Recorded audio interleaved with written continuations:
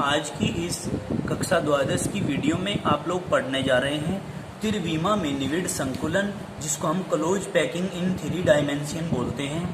ठीक है ना, 3 दिशाओं में, 3 दिशाएं, एक दिशा ये, एक दिशा ये और एक दिशा ये। इसको बोलते हैं हम 3D स्ट्रक्चर। क्या बोलते हैं? 3D स्ट्रक्चर बोलते हैं। ठीक है जी। अब हम क्या कहेंगे? हम ये कहेंगे कि त्रिविमा में निविड़ संकुलन कैसे होगा। तो इसमें क्या होता है, समझने की बात है कि गोलों की परतें होती हैं। ए पहली परत है गोले की, उसको हमने ए मान लिया, दूसरी परत को भी ए मान लिया, तीसरी को भी ए मान लिया परत को। और अक्षैतिज ये वाला ऊर्ध्वाधर होता है और ये वाला जो होता है ये अक्षैतिज होता है। इसमें गोले जो हैं वो संरेखा में होने चाहिए। कैसे होने चाहिए? संरेखा मतलब समान रेखा में होने चाहिए। ठीक है जी, कोई दिक्कत तो नहीं है। अब देखो इसके बाद हम क्या कहेंगे। इस अवस्था में वर्गाकार गोलों की परत के ऊपर दूसरी परत इस प्रकार रखते हैं कि दोनों परतों के गोले अक्षैतिज तथा ऊर्ध्वाधर रूप में संरेखित रहें। क्या? अक्षैतिज और ऊर्ध्वाधर रूप में संरेखित रहें। इस प्रकार की सभी परत ए मानकर एक दूसरे पर व्यवस्थित करने पर ए प्रकार का जालक बनता है। क्या बनता है भाई? ए प्रकार का जालक बनता है, जिसे सरल घनीय जालक कहते हैं। जिसे हम क्या कहते हैं? सरल घनीय जालक कहते हैं। इसमें प्रत्येक गोले की उप सहसंयोजन संख्या 6 होती है। कितनी होती है? 6 होती है। समझ में आई बात? तो इसके अंदर क्या होता है, इसके अंदर स्ट्रक्चर जो है वो मैं आपको अभी अच्छी प्रकार से दिखाऊंगा, बहुत ही अच्छे प्रकार से क्लियर करके दिखाऊंगा बुक से, क्योंकि यहाँ पर ये जो बेंजी ने स्ट्रक्चर बनाई है इसमें बहुत सारी गलतियां कर दी हैं। ठीक है ना, तो इसमें एक चीज को ध्यान रखना है, बुक ले आओ। इसमें एक चीज को ध्यान रखना है कि इस अवस्था में वर्गाकार गोलों की परत को एक के ऊपर एक, एक के ऊपर एक इस प्रकार से करके रखते हैं कि गोलों की जो ऊर्ध्वाधर स्थिति है और जो अक्षैतिज स्थिति है वो समान रेखा में होनी चाहिए। यानी कि उनके केंद्र अगर ध्यान से देखे जाएं तो वे सारे के सारे एक सीधी रेखा पर होने चाहिए, इस वाली रेखा पर और इस वाली रेखा पर। ठीक है, तो इस प्रकार की जो स्ट्रक्चर बनती है उसको हम सरल घन कहते हैं। ठीक है ना, तो इसमें गोलों की व्यवस्था को जब देखते हैं तो वो ए प्रकार की व्यवस्था आती है और इसी को कह देते हैं सरल घनीय संरचना। क्या कह देते हैं जी? सरल घनीय संरचना। अब देखिए इसमें आपको स्ट्रक्चर स्पष्ट दिखाई दे रही है। ये हमारी पहली परत है, इसको ए मान लिया, दूसरी परत है इसको ए मान लिया, तीसरी परत है इसको ए, चौथी परत इसको भी ए मान लिया और इसमें ए प्रकार की स्ट्रक्चर बन जाती है। अगर हम सीधी ऊर्ध्वाधर स्थिति के गोलों को देखें तो ये सारे के सारे एक दिशा में हैं, एक ही रेखा में हैं, और अगर अक्षैतिज को देखें तो ये सारे भी एक ही दिशा में आपको दिखाई दे रहे हैं। और एक दिशा हमारी ये वाली हो गई, यहाँ से लेकर के यहाँ तक की एक दिशा ये हो गई, एक दिशा ये हो गई और एक दिशा हमारी ये देखिए ये हो गई। तीनों में अगर हम देखें ये वाली रेखा तो हमारी संरेखा आ रही है, सीधी रेखा आ रही है, हमारी संरेखा में ही होने चाहिए। और इसमें गोलों की स्थिति को जब हम यहाँ इस प्रकार से देखते हैं तो एक सिंपल घनीय स्ट्रक्चर, साधारण घनीय स्ट्रक्चर आप लोगों के सामने दिखाई दे रही है, जिसको हम सरल घनीय जालक बोलते हैं, यानी कि सिंपल क्यूबिक लैटिस बोलते हैं। क्या बोलते हैं? Simple cubic lattice. अब देखिए एक इसका केंद्र है, एक इस गोले का केंद्र है, एक इस गोले का केंद्र है, एक ये केंद्र है, ये वाला केंद्र, ये वाला केंद्र, ये वाला केंद्र और ये वाला केंद्र। इनको मिलाते हुए हमने रेखाएं खींची हैं सीधी, तो क्या बन गया? एक सरल घनीय स्ट्रक्चर बन गई। क्या बन गई? यहाँ से जो स्ट्रक्चर बनी इसको हमने क्या कह दिया?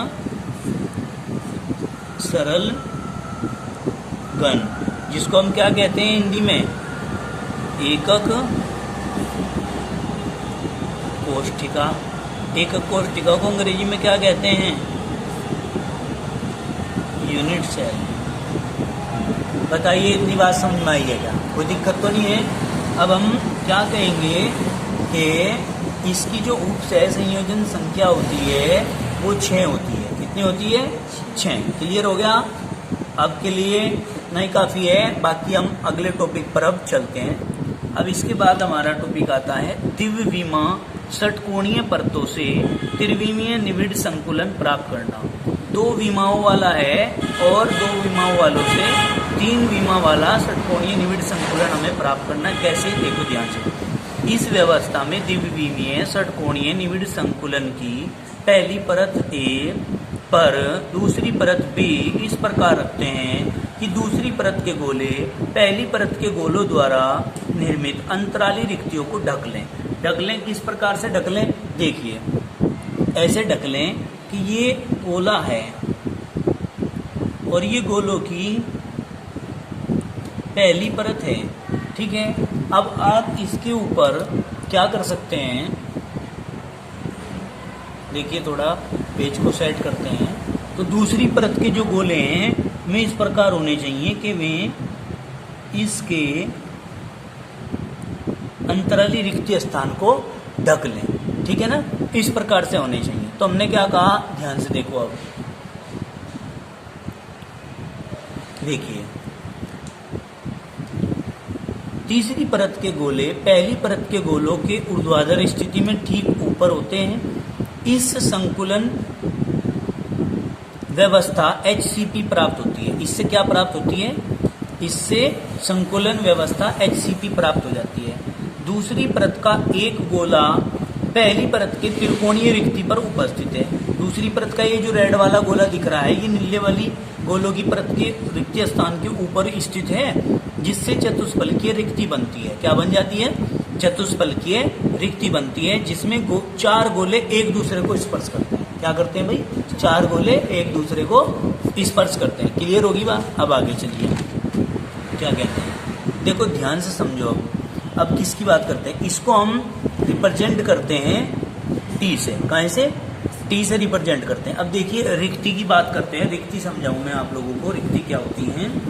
रिक्तियां होती हैं वॉइड्स, अंग्रेजी में बोलते हैं वॉइड्स। क्या बोलते हैं,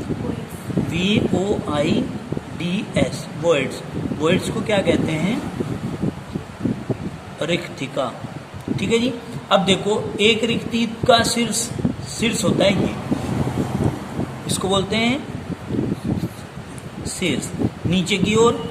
इस रिक्ति का शीर्ष होता है ऊपर की ओर, जिसमें एक रिक्ति का शीर्ष नीचे की ओर, एक रिक्ति का शीर्ष ऊपर की ओर होता है, उसको अष्टफलकीय रिक्ति बोल देते हैं। क्या बोल देते हैं, अष्टफलकीय रिक्ति। अब देखो समझो, रिक्ति का इंट्रोडक्शन ही चल रहा है अभी फिलहाल हमारा। देखिए क्या बताया इसमें, पहली परत के गोले में जो रिक्ति नीचे की ओर होती है उसे O से प्रदर्शित करते हैं।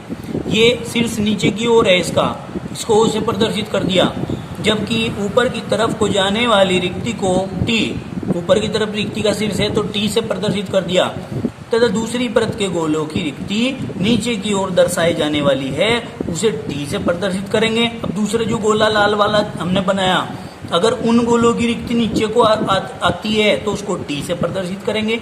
जब एक त्रिकोणीय रिक्ति का एक शीर्ष नीचे की ओर और एक शीर्ष ऊपर की ओर होता है तो हम अष्टफलकीय रिक्ति बोलते हैं उसको। क्या बोलते हैं, और इसको हम रिप्रेजेंट करते हैं O से। कहाँ से बेटे, O से रिप्रेजेंट करते हैं। बताओ समझ में आई क्या बात। अब आगे देखेंगे बेटे, अंतराकोशीय रिक्ति। क्या, अंतराकोशीय रिक्ति। देखो गोले के संकुलन से विभिन्न जालकों में अंतराकोशीय स्थान या रिक्तिका उत्पन्न होती है। भाई अंतराकोशीय रिक्ति पूछ रहे हैं आप लोग। अंतराकोशीय मतलब गोलों के कोश में स्थित स्थान क्या कहलाएगा, अंतराकोशीय रिक्ति कहलाएगा, जिसको हम अंग्रेजी में इंटरस्टिटियल मतलब INTERSTITIAL इंटरस्टिटियल वॉइड्स बोलते हैं। देखो गोले के संकुलन से विभिन्न जालकों में अंतराकोशीय स्थान या रिक्तिका उत्पन्न होती है, ठीक है। सरल घन में उत्पन्न होने वाली अंतराकोशीय रिक्ति स्थान को घनीय रिक्ति स्थान कहते हैं। क्या कहते हैं, घनीय रिक्ति स्थान। अब देख लीजिए आप लोग ध्यान से, घनीय रिक्ति स्थान बोलते किसे हैं। ये आपने गोलों का संकुलन किया है। क्या किया है, गोलों का संकुलन। तो क्या हुआ, गोलों के बीच में ये जो स्थान आया है, ये वाला, ये जो स्थान आया है बीच में, दिख रहा है क्या, ये जो रेड वाला स्थान आया है बीच में, खाली स्थान जिसको आप कह रहे हो, ये बीच में स्थान आया है, इसको कहते हैं रिक्ति। तो बेटे अब आपने कहा कि संकुलन से विभिन्न जालकों में अंतराकोशीय स्थान या रिक्तियां उत्पन्न होती हैं। अब कहेंगे सरल घन में उत्पन्न होने वाली अंतराकोशीय रिक्तीय स्थान को घनीय रिक्तीय स्थान कहते हैं। क्या कहते हैं? घनीय रिक्तीय स्थान। अब देखिए HCP तथा CCP संकुलन में 74% भाग घिरा हुआ होता है और 26% स्थान खाली होता है। समझ में आ गई बात? रिक्तियां होती हैं 3 प्रकार की। कितने प्रकार की होती है रिक्तियां? 3 प्रकार की होती हैं। कौन कौन सी होती हैं? एक होती है ट्राइगोनल वॉइड्स, जिसको त्रिकोणीय रिक्ति बोलते हैं, इसको रिप्रेजेंट करते हैं स्मॉल टी से। दूसरी होती है चतुष्फलकीय रिक्ति, जिसको हम स्मॉल टी से मतलब टेट्रागोनल वॉइड्स बोलते हैं। अष्टफलकीय रिक्ति, जिसको हम O से रिप्रेजेंट करते हैं। ठीक है, अब देखो संरचनाओं में रिक्तीय स्थान ज्ञात करने के लिए एकक सेल में परमाणुओं द्वारा घिरा हुआ भाग निम्न प्रकार से ज्ञात करते हैं। फॉर्मूला क्या है? यूनिट सेल में परमाणुओं द्वारा घेरा गया भाग बराबर गोले के द्वारा, भाई यूनिट सेल में परमाणुओं द्वारा घेरा हुआ भाग अगर निकालना है तो गोले द्वारा घिरा हुआ कुल आयतन बटे यूनिट सेल का कुल आयतन। ये हमें फॉर्मूला लगाना पड़ेगा, तब जाके हमारा ये क्षेत्रफल निकल पाएगा। आगे देखिए परमाणु त्रिज्याओं का निर्धारण। किसका? परमाणु त्रिज्याओं का निर्धारण। देखिए अब हम इसमें पढ़ने जा रहे हैं परमाणु त्रिज्याओं का निर्धारण। हम कहेंगे ठोस पदार्थ की एक्स किरण विवर्तन। एक्स किरण विवर्तन होता है जिसमें हम एक्सरे करते हैं। एक्सरे कराते हैं जैसे RTO का वो द्वारा एकक सेल के कोर की लंबाई A का मान ज्ञात करते हैं। आजकल जो हमारी एज है ना वो हड्डियों के हिसाब से मापी जाती है, तो उसमें भी हम एक्स किरण विवर्तन कराते हैं। मतलब एक्सरे के माध्यम से हम किसी भी व्यक्ति की बॉडी का अगर एक्सरे कराएंगे तो उससे हड्डियों की पैमाइश के आधार पर उसकी एज निकाल दी जाती है कि कितनी उम्र का है। ठीक है ना, उम्र निकल जाती है उससे। आजकल जो ये जो होते हैं मेडिकल जिसको कहते हैं, आजकल बहुत सारे अपराध हो रहे हैं, उनमें एक्सरे कराना पड़ता है, तो वो इसी के आधार पे ही होता है। एक्सरे के आधार पे ही एज की पुष्टि होती है कि ये 18 साल से ऊपर है या कम है। ठीक है ना। देखिए इसकी सहायता से निम्न प्रकार से परमाणु त्रिज्या निर्धारित करते हैं। कैसे करते हैं? सरल एकक सेल में इन प्रिमिटिव क्यूबिक सेल। देखिए इस प्रकार के सेल में कोरों पर 2 परमाणु एक दूसरे को स्पर्श करते हैं। अब समझो इसको, लाओ एक कॉपी दे दो, खोलो इसको, ऐसे करो। फेयर है ही रफ है? कहीं की दिखाइए बोल के इसको।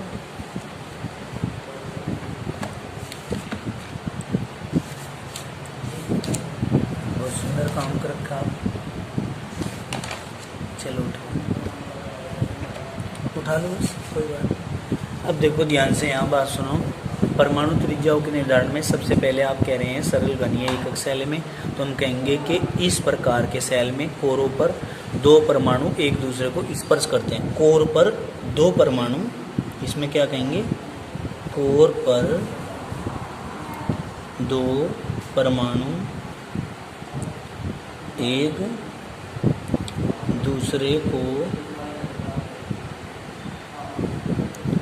स्पर्श करते हैं। ठीक है बेटे, तो हम क्या कहेंगे? 2 गुना परमाणु की त्रिज्या, परमाणु की त्रिज्या बराबर क्या करेंगे बेटे? कोर की लंबाई। फॉर्मूला क्या है हमारा? कोर की लंबाई। यहाँ ध्यान दो।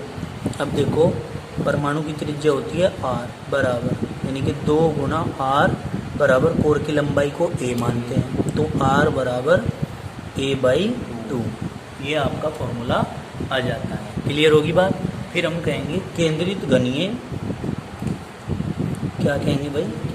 केंद्रित घनीय एकक सेल में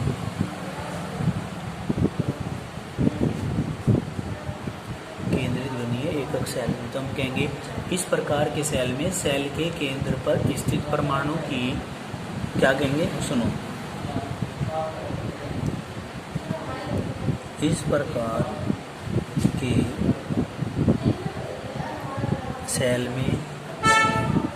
सेल के केंद्र पर में सेल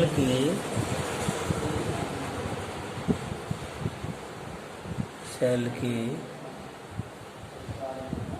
केंद्र पर, ठीक है भाई, स्थित परमाणु की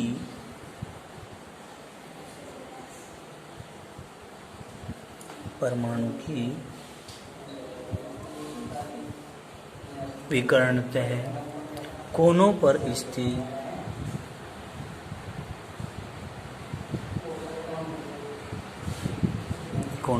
स्थित परमाणु को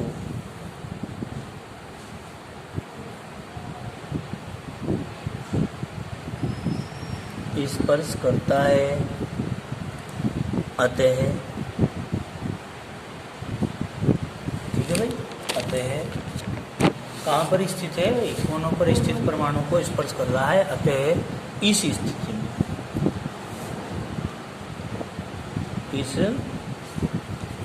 स्थिति में या कंडीशन में क्या हो जाएगा, 4 गुना परमाणु की त्रिज्या बराबर विकर्ण की लंबाई, यही तो है हमारा फॉर्मूला, बराबर विकर्ण की लंबाई। अब आपको पता है, यहाँ कहेंगे चूंकि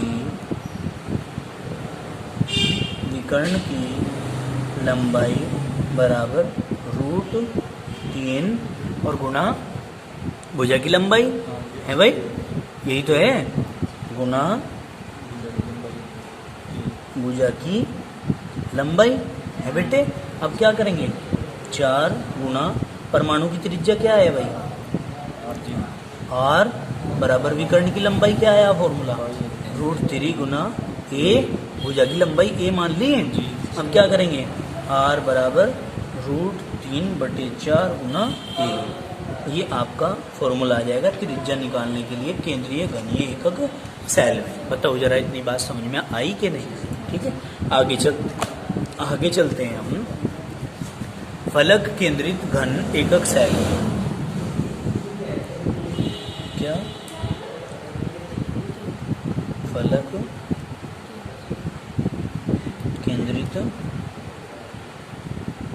घनीय एकक सेल में, इसे कहते हैं face centred cubic unit cell. इसमें त्रिज्या निकालनी है, तो इसमें क्या कहेंगे, इसमें हम कहेंगे कि इस प्रकार के सेल के पृष्ठ पर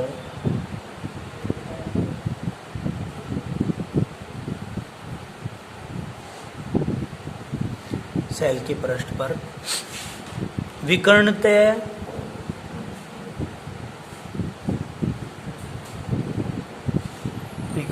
तीन परमाणु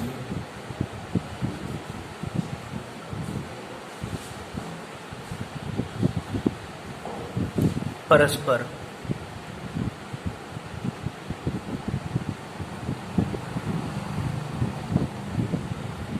स्पर्श करते हैं, ठीक है। देखो 4 गुना परमाणु की त्रिज्या बराबर, फॉर्मूला देखना, इसने कहा सेल के पृष्ठ पर विकर्णित है, यानी कि पृष्ठ की लंबाई आएगी 4 गुना परमाणु की त्रिज्या बराबर पृष्ठ की लंबाई।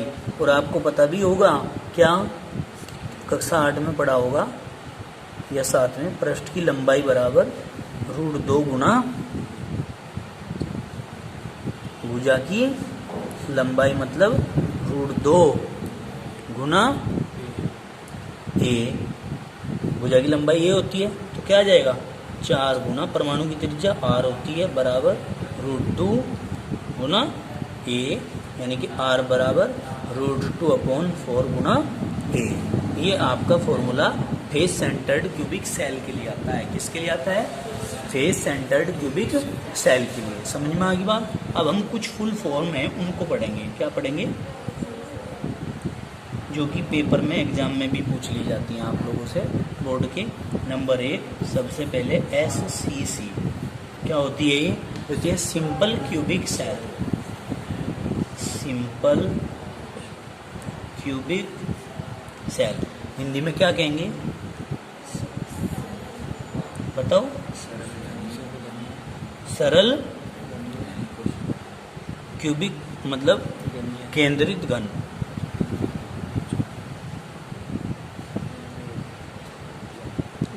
ठीक है। और दूसरा होता है हमारा BCC। BCC को क्या कहते हैं? बॉडी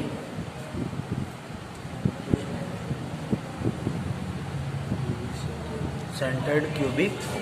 इसको हिंदी में क्या कहेंगे भाई? काय केंद्रित घन। समझ में आ गई बात। फिर थर्ड आता है हमारा FCC। FCC को क्या कहेंगे? Face centred cubic. ठीक है। अंग्रेजी में क्या कहेंगे भाई? वो ये फेस सेंटर्ड क्यूबिक बोलेंगे और हिंदी में फेस को अलग केंद्रित घन। क्लियर होगी बात। आगे चलते हैं नेक्स्ट फोर्थ पॉइंट पर। फोर्थ पॉइंट पर आता है हमारा HCP। HCP क्या होता है भाई? हेक्सागोनल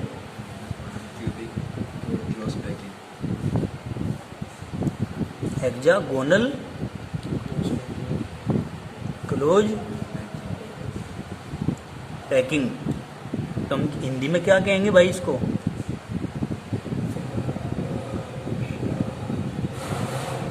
षटकोणीय बताओ निविड़ संकुलन। पांचवा पॉइंट है फिर हमारा FCP और करके हम इसको CCP भी कह देते हैं। अब CCP क्या होता है? क्यूबिक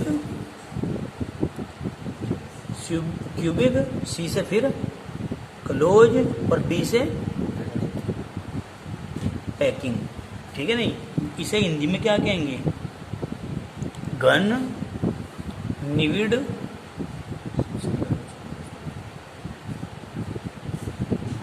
संकुलन। ठीक है। घनीय निविड़ संकुलन कहेंगे। अब अगर एक ही आता है SCP, उसके लिए क्या कहेंगे? ये है आपका SCP। इसको क्या कहेंगे? इसको कहेंगे स्क्वायर S क्यों UAR स्क्वायर क्लोज पैकिंग। यानी कि स्क्वायर का मतलब होता है वर्गाकार बताओ निविड़ संकुलन। ठीक है। कोई दिक्कत तो नहीं है।